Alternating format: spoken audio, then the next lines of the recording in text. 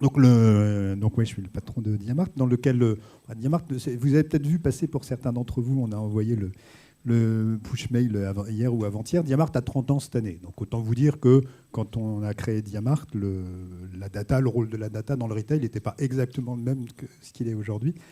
J'avais hier matin, c'est marrant, Sylvain Ferry, qui est le nouveau DG de Biocop, enfin le nouveau depuis quelques mois, et qui me disait, qui a 30 ans également de carrière retail, il me disait quand il a commencé chez Carrefour, il avait une fois par semaine les ventes sur un échantillon de 30 magasins. Et quand il a quitté Carrefour, où il était en charge de la monétisation de la data dans son dernier job, il vendait monde entier, les perfs par magasin et par référence, heure par heure, aux fournisseurs. Voilà.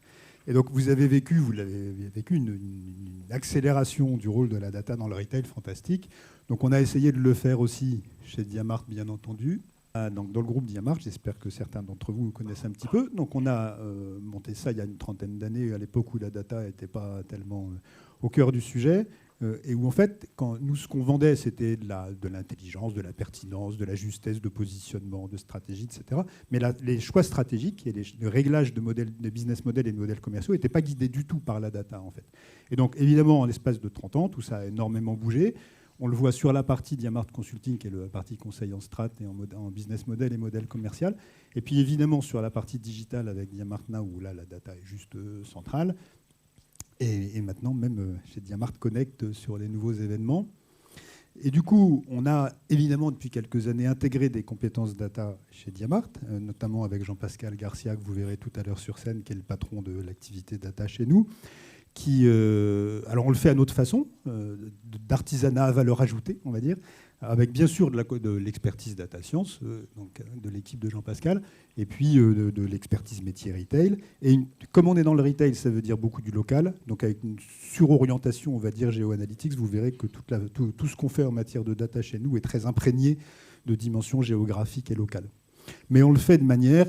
on n'est pas éditeur de soft, donc on est plutôt à essayer d'aider tous les prestataires et les apporteurs de solutions. Vous allez voir, il y a un foisonnement d'initiatives de prestats de solutions absolument formidables sur le marché français, notamment autour du prix et de l'offre, qui proposent des solutions géniales, et puis des distributeurs qui ont parfois un peu de mal parce que ce n'est pas complètement plug and play. Et donc notre rôle, c'est d'essayer de rendre ça fluide en étant le chaînon entre les deux.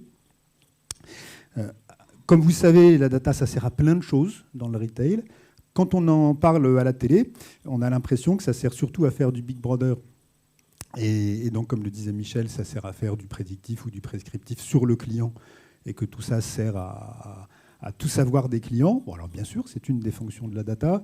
C'est d'ailleurs dans le retail click et mortar, pas forcément là que sont les paybacks les plus spectaculaires. Oui, ça aide à optimiser la précision des stimuli clients.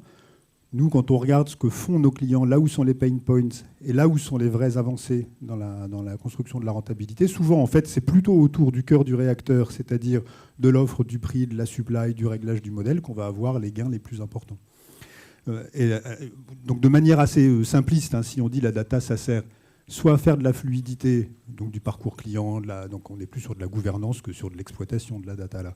Soit à faire de l'automatisation de tâches à faible valeur ajoutée, que ce soit sur du front office, mais que ce soit aussi sur du back office, et aussi de la compta, de la robotisation de processus, etc. Ou du réglage de modèle commercial. Donc on a choisi, nous on est un peu plus centré, et l'événement Retail Data Day est un peu plus centré sur le pavé du milieu. Et au sein du pavé du milieu, on a choisi effectivement de commencer plutôt par la partie prix et offre, qui déborde un peu sur le réseau et la supply, évidemment. Et encore une fois, nous, ce qu'on voit chez nos clients, c'est quand même souvent que c'est là que, comment je vais le dire sans dire du mal de mes clients chéris, on est souvent sur des exploitations qui ne sont pas rocket science, hein, qui sont des choses finalement souvent très cœur de métier, pas forcément très complexes à imaginer, plus complexes à mettre en œuvre, et sur lesquels on pourrait imaginer que c'est des sujets maîtrisés depuis longtemps, sauf que c'est en général pas le cas.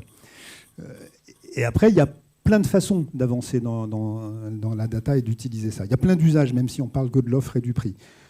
Et donc chacun doit définir sa roadmap, sa façon. de manière très caricaturale, on peut dire qu'il y a deux grands types parce que les choses qui ont un fort payback, qui sont simples à implanter et qui vont être transformationnelles de votre rentabilité, malheureusement, il n'y en a pas beaucoup quand même.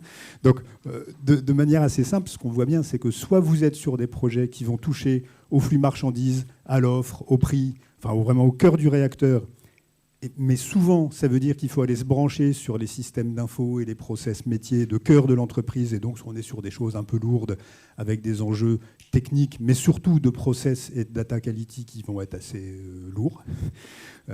Et à côté de ça, vous avez d'autres types de projets qui sont beaucoup plus plug and play, beaucoup plus des cerises sur le gâteau, qui peuvent avoir des paybacks extrêmement forts et qui peuvent être beaucoup plus simples à implémenter, mais qui sont moins transformationnels du modèle. Sur l'offre et le prix, on est assez souvent quand même sur des choses transformationnelles, un peu cœur de modèle, quoi. Et donc à chacun de construire ses priorités. Et sur chaque sujet, bien entendu, il y a des niveaux de sophistication qui peuvent être différents. Et nous, on ne dit surtout pas qu'il faut être tout de suite sur des choses très sophistiquées sur tous les sujets. Surtout pas. Très souvent, il faut être assez pragmatique, monter les marches les unes après les autres, être bien au clair sur qu'est-ce qui est le plus important chez vous, et dans votre métier, dans votre modèle, dans votre stratégie, vous faire votre roadmap à vous, et surtout pas être dans une espèce de fascination ou d'illusionnisme technologique qui voudrait qu'on ait besoin d'aller chercher tout de suite les trucs les plus sophistiqués dans tous les domaines, notamment vouloir mettre de l'IA, du machine learning ou des choses comme ça partout. Surtout pas. Il faut les mettre là où ça fait sens et d'une manière que vos équipes pourront s'approprier. Parce que quand on regarde chez nous, chez nos clients, la façon dont ça fonctionne ou ça ne fonctionne pas sur les projets data, ce qu'on voit assez bien, c'est que dans les différents prérequis, alors vous avez les prérequis techno stricto sensu à droite, bien entendu, mais surtout vous avez des prérequis qui ne sont pas que de la technologie. Il faut déjà avoir une idée très claire de ce qu'on veut et de pourquoi on le veut, bon, évidemment, c'est ce que je viens de développer. Nous, on voit quand même très souvent que c'est la qualité de la data ou la disponibilité, mais surtout la qualité de la data qui fait que les projets n'avancent pas, pataugent ou délivrent pas ce qu'on en attendait. Et ça, les DG ou les directeurs marketing, ils ont parfois un peu de mal à admettre que dans la data, dans les sujets de data, ce qui est compliqué, c'est pas la machinerie, c'est la pertinence de ce qu'on met à l'intérieur et c'est la propreté de la data. Vous le savez bien, vous le vivez au quotidien. Et puis les sujets de gouvernance, Michel en parlera pas mal dans la table ronde tout à l'heure. Là aussi, très souvent, on voit des applicatifs qui sont développés avec parfois des choses très très intelligentes et qui ne vont pas délivrer de performance parce qu'en fait, il n'y a pas d'appropriation par les équipes ou que ça reste la propriété de quelqu'un dans l'entreprise qui cloisonne, alors que la data et le digital, normalement, c'est quand même des leviers de décloisonnement formidables. Donc voilà voilà pourquoi on a pensé que le Retail Data Day pouvait être utile. On va commencer par le premier sujet sur l'offre, qui est quand même à tout seigneur, tout honneur. C'est quand même le premier métier du commerçant, c'est de décider ce qu'il doit vendre dans son magasin.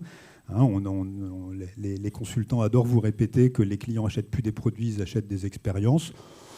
Ouais, quand on parle de marketing, c'est sûrement vrai, on peut broder un peu autour de ça. Dans la vraie vie, ce qu'il a dans son panier quand il sort du magasin, c'est quand même des produits. Donc le réglage de l'offre et l'optimisation de la pertinence de l'assortiment, c'est quand même vraiment le cœur du réacteur. Et vous allez voir qu'il y a des tas de choses formidables à se raconter là-dessus.